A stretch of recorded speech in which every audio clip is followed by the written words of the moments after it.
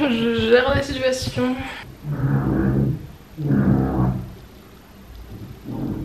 Non, silence, ça tourne. Hey!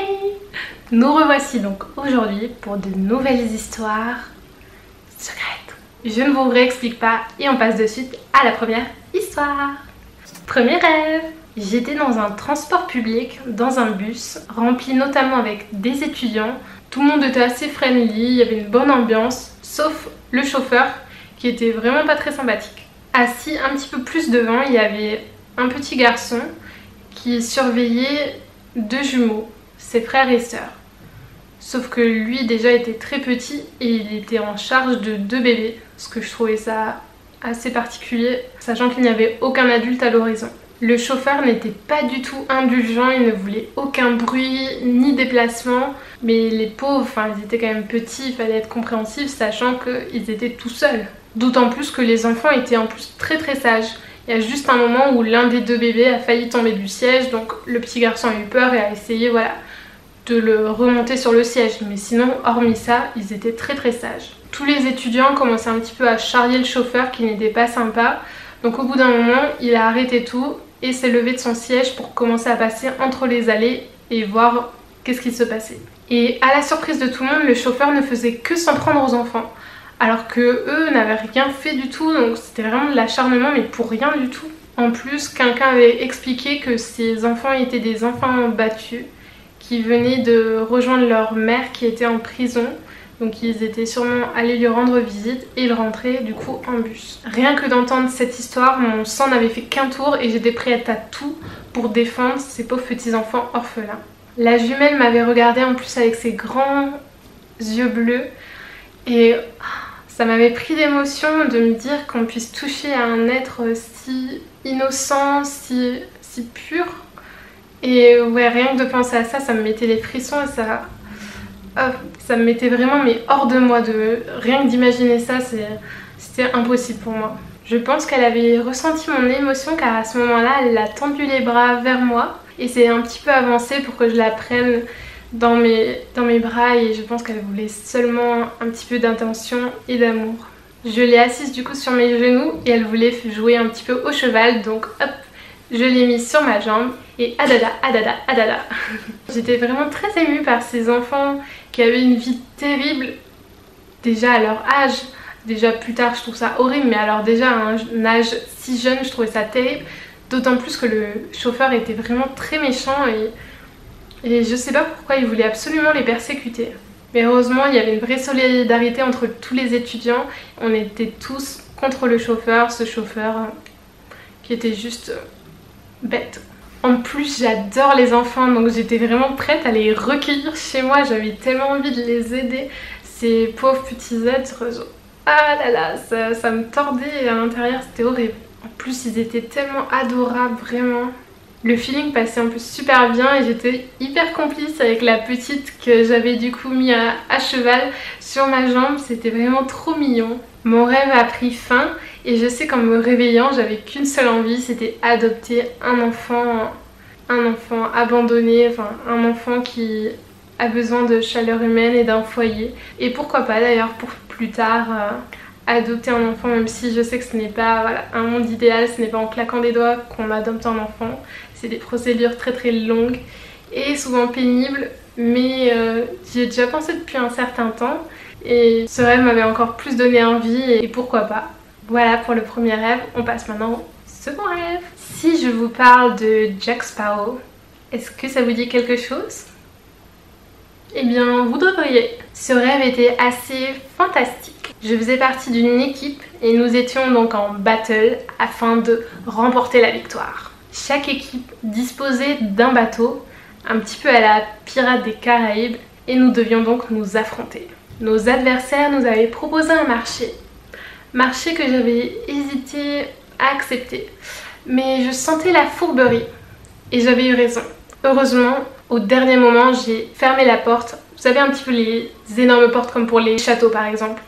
J'ai fermé la porte et ils se sont retrouvés coincés. J'ai eu une bonne intuition parce qu'ils allaient d'ailleurs nous assaillir. On avait d'ailleurs déjà combattu et leur bateau, le Hollandais volant, était d'ailleurs sous la mer. Le jour suivant, je m'occupais d'un groupe de touristes afin de leur conseiller un voilier lorsque tout à coup une idée m'est venue. Pourquoi pas faire ressurgir des fonds marins le Hollandais volant et marquer la surprise lors de notre assaut. J'ai donc commencé à tirer fortement sur les cordages afin de le faire remonter des eaux. Je tirais jusqu'à même décoller pour le sortir des profondeurs marines. Oui, on est bien dans une partie fantastique parce que je volais à moitié afin de tirer cette corde. L'un des garçons faisant partie de l'équipage adverse, Jack, pensait que ce n'était pas une très bonne idée. Mais son avis m'importait guère. Petit à petit se dessinaient hors de l'eau les formes du Hollandais volant. Le temps était à la tempête. La mer était agitée et la pluie torrentielle. Le Hollandais refaisait surface. Il était à présent sur les flots. Et voilà, mon rêve s'est arrêté là. Mais c'était assez intéressant, je trouve, de changer de thème, d'être totalement dans la fantaisie et de m'inspirer peut-être d'un film assez connu que j'aime beaucoup. Voilà donc pour ce rêve numéro 2. Passons de suite au rêve numéro 3. Je rêvais que je travaillais du coup dans un supermarché, chose qui était le cas à cette époque-ci. J'étais donc caissière, plutôt hôtesse de caisse, s'il vous plaît. Et l'une de mes supérieures à l'accueil m'avait appelée pour me faire signer un document, ce que du coup j'avais fait. Et comme après je devais changer de caisse, j'avais donc pris mon caisson qui comporte tout l'argent avec moi. On dirait un bébé, hein. Moi je le porte, je le dorlote. Hein. Précieux, précieux argent, précieux. Je devais du coup aller jusqu'à la caisse numéro 9, mais arrivé vers là-bas, j'ai eu un doute au niveau de la caisse. Donc j'ai laissé mon caisson au niveau de la caisse, j'ai laissé mon porte-monnaie et d'autres affaires à moi. Et j'ai dit aux personnes qui étaient à côté de bien faire attention et que je revenais dans quelques instants. J'avais fait du coup l'aller-retour et j'étais en réalité en fait aux caisses automatiques. Je me sentais un petit peu bête parce qu'en fait ma supérieure m'avait déjà dit que j'étais là-bas. Bien sûr Léa, je t'avais dit que t'étais là-bas. Bah désolée, j'ai oublié. Oups. Bref, du coup j'étais retournée à la caisse numéro 9 pour reprendre les affaires. Et arrivée là-bas, le porte-monnaie avait disparu. Pour mon réconfort, il y avait quand même le caisson qui était toujours présent. Heureusement pour moi d'ailleurs. Mais du coup, toutes mes affaires perso avaient disparu. Et je commençais à être vraiment paniquée. Pourquoi ça m'arrive tout le temps? C'était pas la première fois en plus que ça m'arrivait en rêve de perdre toutes mes affaires. Du coup j'étais paniquée, je savais plus où aller, quoi faire, que faire dans ce cas-là. Je suis donc allée vite voir le vigile pour essayer de voir sur les caméras de surveillance si on pouvait trouver quelqu'un, la personne qui avait fait ça. J'avais quand même perdu du coup ma carte bancaire, ma carte d'identité, j'avais un peu d'argent du coup dans mon porte-monnaie, enfin c'est relou quoi, c'est relou. Arrêtez de voler les porte-monnaies, laissez les gens bêtes qui oublient leur porte-monnaie, laissez-leur leurs pauvres affaires, franchement. Oh non c'est chiant, franchement. Et l'agent de sécurité, au lieu de regarder de suite, non, il prenait son temps, il flânait, mais le voleur en attendant devait déjà être loin. Fallait se dépêcher, c'était une affaire d'urgence, une affaire d'état là. D'ailleurs quand j'étais arrivée à la caisse numéro 9, il y avait un papa et 2 enfants. Et je soupçonnais que ce soit eux. Donc j'avais commencé à les fouiller. Ah ouais, on fait pas les choses à moitié. Hein. Et à passer les mains derrière le dos au papa pour les amener jusqu'à la sécurité. Ouais, on est comme ça. Hein. C'est tout ou rien chez nous. Bon, après c'était un petit peu débile parce que le voleur il allait pas rester non plus à la même place sur les lieux et dire ouh je suis le coupable. Enfin... Ouais, bon, j'avais pas vu plus loin que mon nez, quoi. Bref, j'étais dans tous mes états et je me disais que j'étais complètement débile d'avoir laissé ça là. C'était complètement idiot de ma part. Et en plus, je me sentais vraiment impuissante parce que personne ne m'aidait dans mon malheur. Du coup, je n'avais même pas ouvert les caisses auto. Même si, bon, j'avais bientôt terminé ma journée, mais je n'avais même pas ouvert. Et je me disais que j'allais en plus de ça avoir des problèmes avec ma direction. Génial, que des emmerdes. Bref, il fallait vraiment que je retrouve mes affaires au plus tôt, sinon il fallait que je bloque ma carte, etc., que je commence des démarches interminables. Bref, franchement, un rêve épuisant, encore une fois. On n'a pas des nuits de tout repos ici, ni des journées. Et j'étais vraiment persuadée, comme je me suis réveillée, vraiment, j'étais encore persuadée que j'avais tout perdu. Alors non, puisque je suis une fille qui pense à tout, donc je n'ai rien perdu. Wouh! C'était donc le rêve numéro 3. On passe maintenant au rêve numéro 4. Oh, J'espère que vous avez pas entendu, mon frigo il était en train de faire du bruit, mais c'est bon, à un moment donné, je peux pas tout régler dans ma vie. Un souci après l'autre s'il vous plaît. Rêve numéro 4. J'avais rêvé du coup que j'étais à Fourques chez mon papa et j'avais eu une embrouille avec mon père. Du coup je comptais dormir sur le terrain, dehors. Forcément j'essayais de récupérer des couettes, de quoi dormir la nuit et ne pas mourir de froid glacial. Et aussi de quoi subsister dehors. D'ailleurs dans mon rêve on possédait beaucoup de chiens. Du coup j'essayais de les ramener avec moi pour ne pas être toute seule et qu'ils me tiennent du coup compagnie. Mais il fallait que je fasse ça discrètement. Parce que je savais que mon père ne voudrait pas. Vu qu'on était déjà en embrouille, il allait pas vouloir que j'amène tous les chiens avec moi quoi. Mais je m'en fous, je fais ce que je veux. J'essayais du coup de ne pas me faire prendre. Et j'étais surtout très méfiante par rapport à certains hommes du village. Je me suis dit qu'ils pouvaient avoir des idées un petit peu bizarres et vouloir peut-être abuser d'une jeune fille seule, la nuit, sans défense. Heureusement j'avais un ami à moi qui m'avait aidé à exécuter mon plan. J'avais du coup réussi à libérer les chiens, à rentrer chez mon père, récupérer les affaires, enfin tout s'était déroulé à merveille. J'y étais retournée du coup à plusieurs reprises et mon père avait fini quand même par me trouver, même si j'ai essayé de me cacher. Et je sais pas pourquoi mais dans ce rêve-ci il me faisait penser un peu à un ogre. Vous savez comme dans les contes là, les ogres à tout moment, tu sais pas quand, ils vont débarquer pour te croquer et tout. Bon ça va, il était quand même plus indulgent qu'un ogre, heureusement. Mais ouais, il me faisait un peu peur quand même sur le coup, monstrueux, père.